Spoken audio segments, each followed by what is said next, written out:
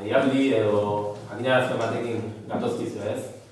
Bai herri programan zein herritarren eskutik jaso ditugun proposamenetan aipatzen zen proiektu edo gai baten inguruko jakinarazpena dizuten ez. Parke estali edo gune estali baten beharrari erantzuna emango liokeen proiektuari buruz ari gara ez. 3 gune proposatu ditugu estal gai bezala, eta egingo duguna da 3 gune horien inguruko konkurtso bat deitu, ideia konkurtso bat. Momentu honetan oinarriak bukatzen fintzen ari gara, eta oinarri horiek arautuko dutena da konkurtso hori. Deituak izango dira arkitektoak, bai norbanako bezala eta baita ekipo bezala lan egiten dutenak, 3 gune horien gainean beraien ideia zaparra hori eskaintzeko 10 hilagunari. 3 guneak dira Arroako plaza eskolaren aurrekaldean dagoena batetik, Larreako aurparkea bestetik eta Malkar plaza bestetik. Esan bezala ez dira kapritxo eta aukera dutago guneak,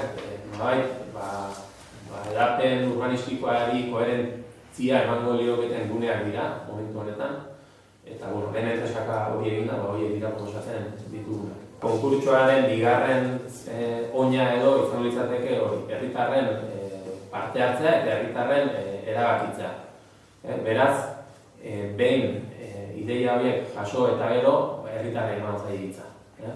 Eztabaida fase batekin eta erabakitze fase batekin. Bozketa edo fase honen amaiera hau da proiektu irabazlea, nahiko genuke martxo amaieran izatea, hauteskundeak aurretik izatea. Horren ondoren,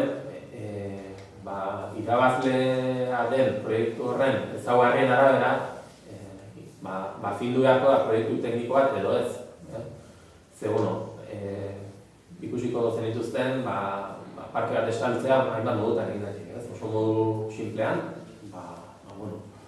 arkitektura textil edo horrelako soluzio batekin, edo modu konplexua batean. Hortaz, irazten duen proiektu horren, zailtasun teknikoaren arabera, jarraian, emango diren pausoa izan dira bat edo beste. Gu nahiko genduke gutxienez,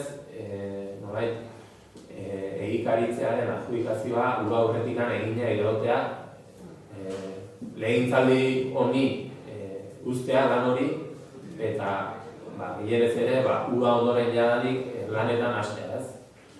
Baina esate dizuet, lehen fase honi dagokiona bintzat, eta esantuak aurretik amaituta utzi, proiektu irabazle hori jende aurrean jarri, eta hortik lan aurrean proiektuaren zailtasun teknikoaren arabera, inspezio, mozazio joango da.